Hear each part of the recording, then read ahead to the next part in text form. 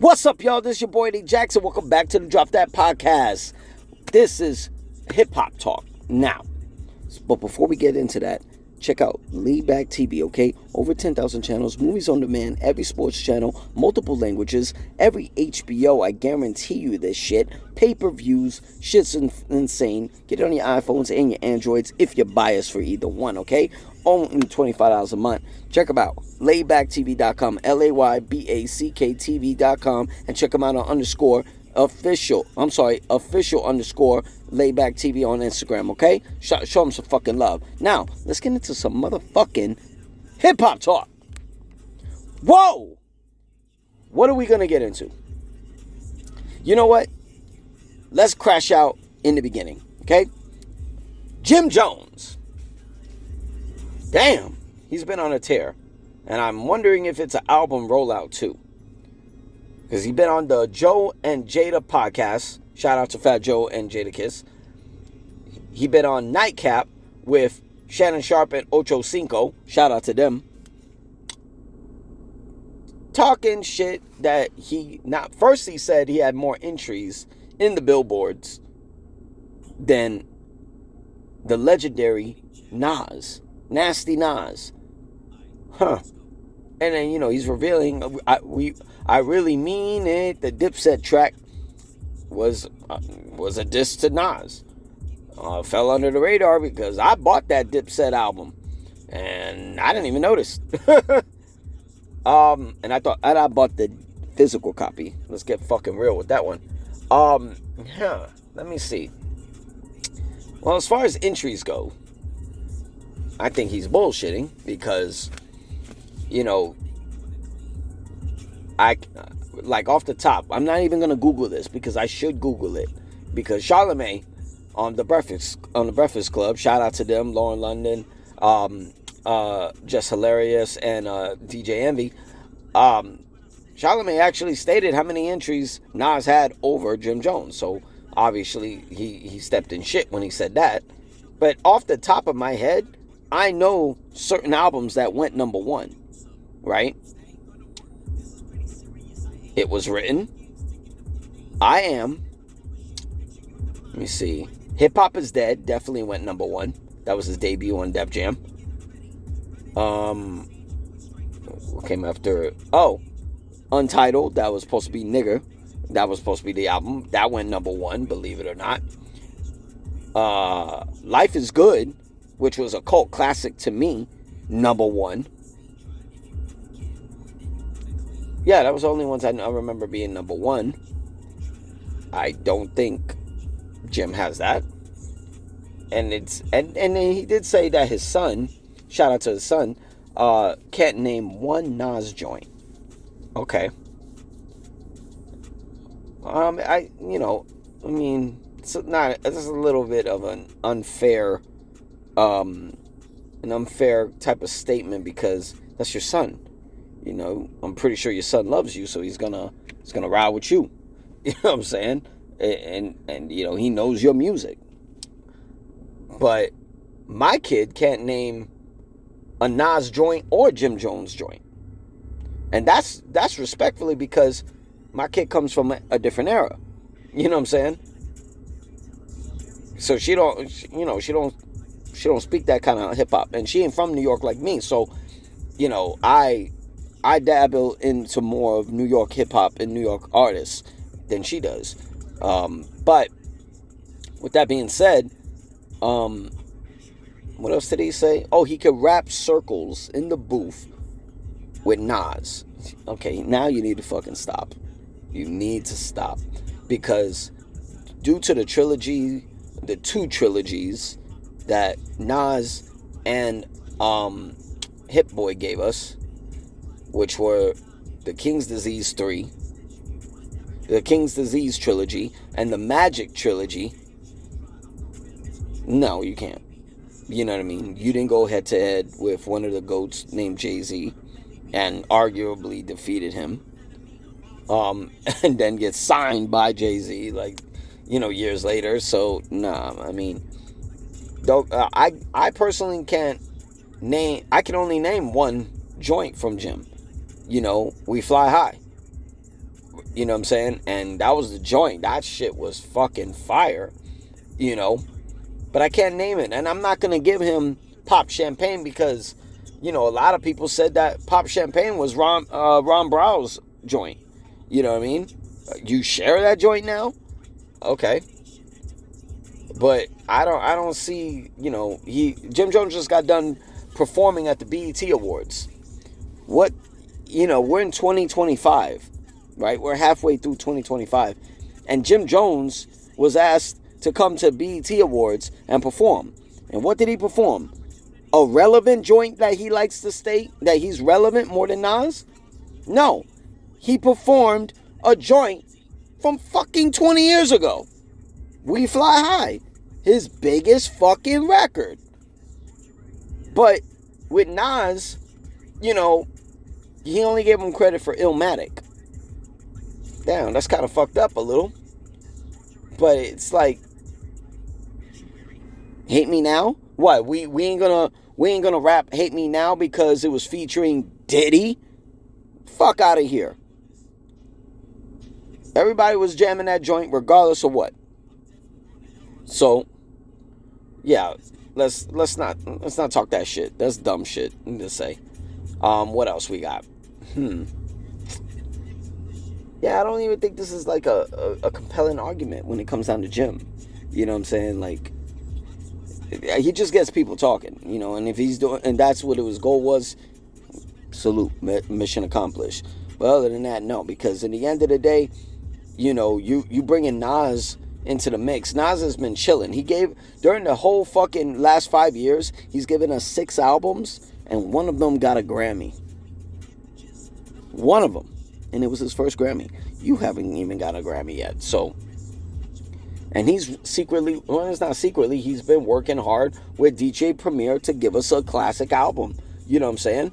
Because these two collaborated a long time ago. So, you know, they've been, you know, long-time collaborators for a long time. So, you know, why would he go after Nas? I don't know. My thing is, like, the one who was talking shit about Jim was his boy Cameron on his podcast. It Is What It Is. You know what I mean? Shout out to, you know, everybody over there, Murder Mason, everybody. But it's like, you're not, like, you didn't even respond to him. You just brushed him off.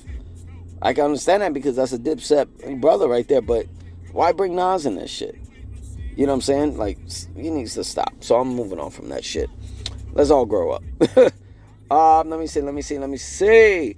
Oh, someone, I ain't gonna say someone leaked it. Some people keep fucking saying this, and it's completely obvious that they wanted this to happen. But Clips and Pharrell Williams, shout out to them, they were in Paris for a listening session, and they finally revealed the verse from Kendrick Lamar that's featured on the Clips upcoming album, 4th album, first one in 16 years. Let God Sort 'Em Out, on the track Chains and Whips. I ain't gonna lie, Kendrick fucking murdered that track. Holy shit. Out of all this success, and remember, this verse apparently was recorded over a year ago. It's one of the main reasons Def Jam released Clips and gave Pusha T no other option but to pay 7 figures to get the fuck out of his solo deal. So, damn. And they knew what they were doing because they can see. Pharrell could see it. Pusha T can see it. Malice can see people recording on their phones. They want you to hear this shit. Why not? We're about a couple of weeks away from the album being released.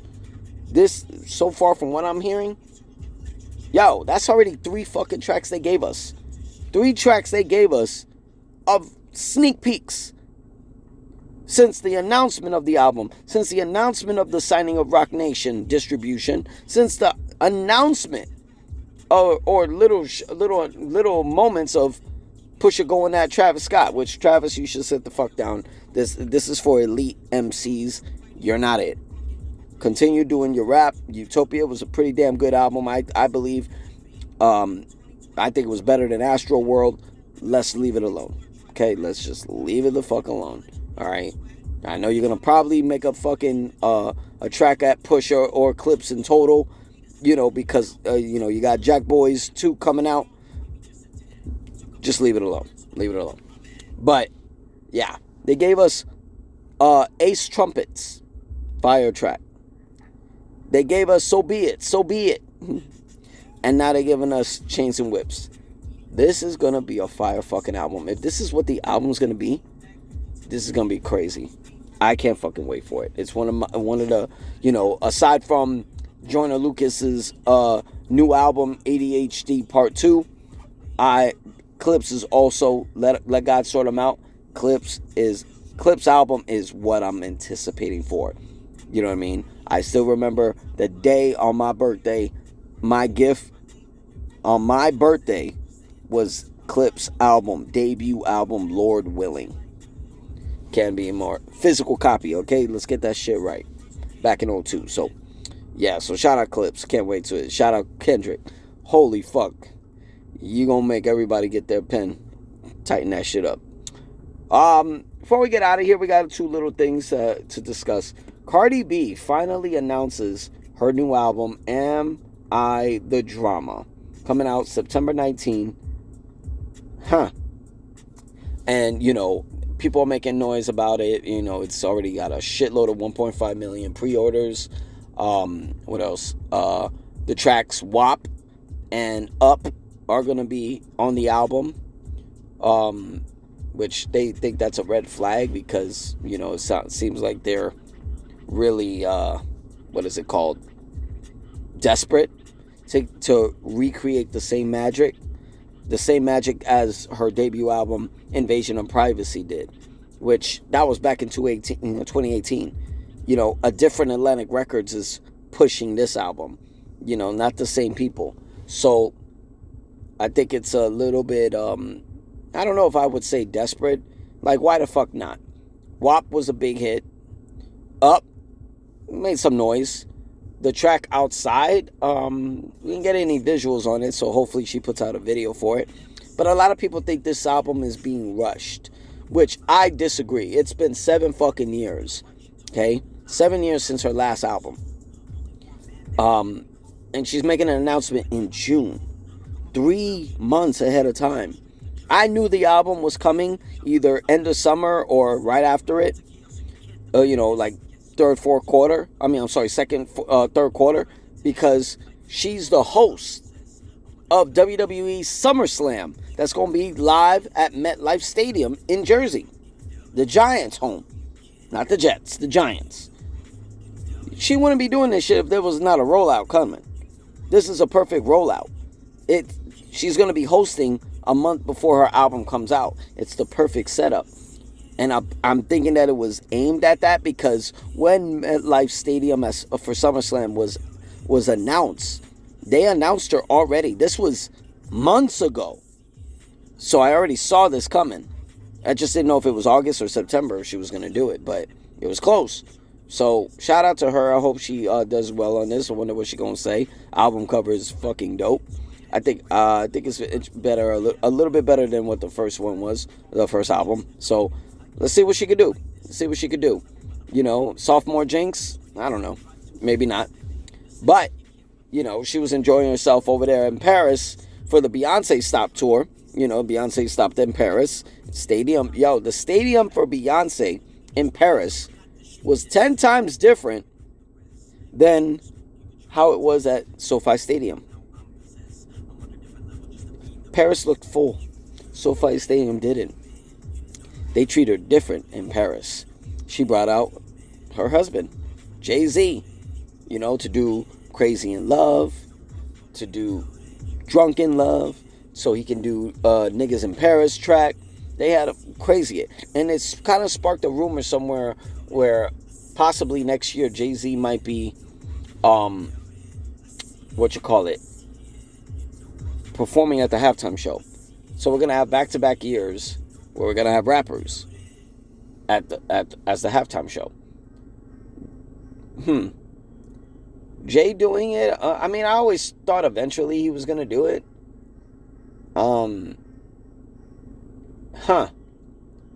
It'll be interesting. It's gonna be over there at the 49ers Stadium in Cali. So It might be interesting. I want to see what Jay could pull off. And who would he bring? You know what I mean? Like, I feel like Jay by himself, I think half of that show be that. But he can also bring people on stage.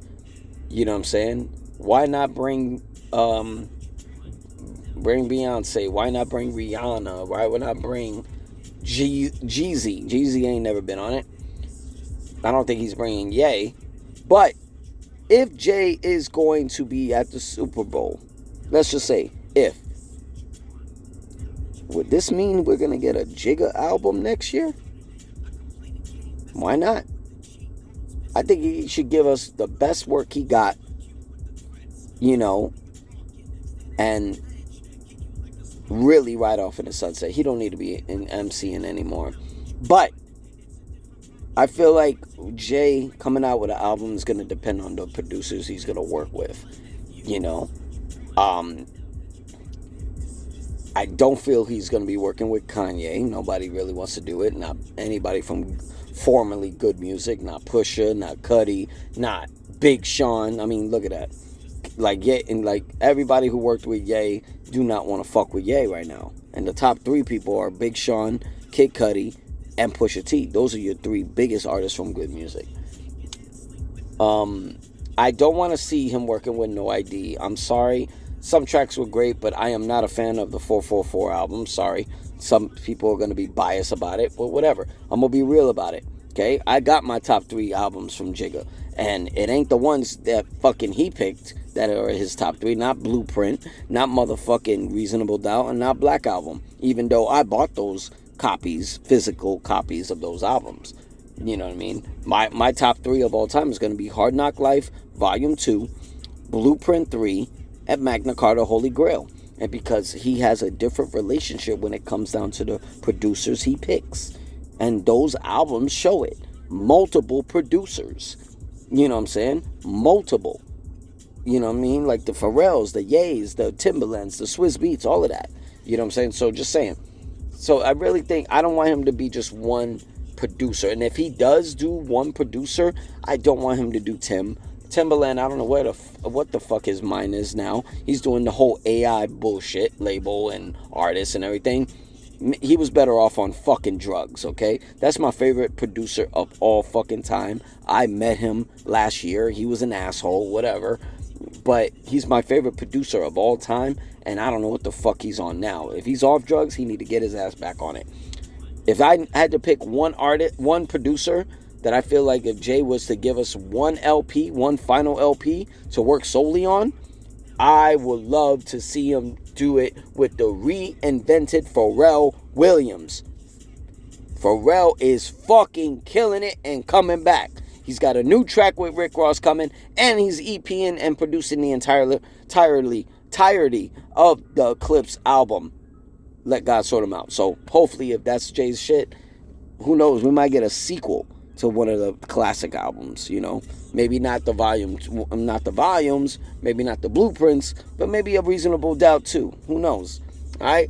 But that's all we got for Hip Hop Talk. Y'all been good. Y'all make sure y'all want to talk shit. Leave it in the comments, all right? I leave it like a motherfucking text message, whatever. All right? Y'all subscribe to the page, like the page. This is the Drop That Podcast. Y'all be cool. Be safe. Catch y'all in the next one. Peace.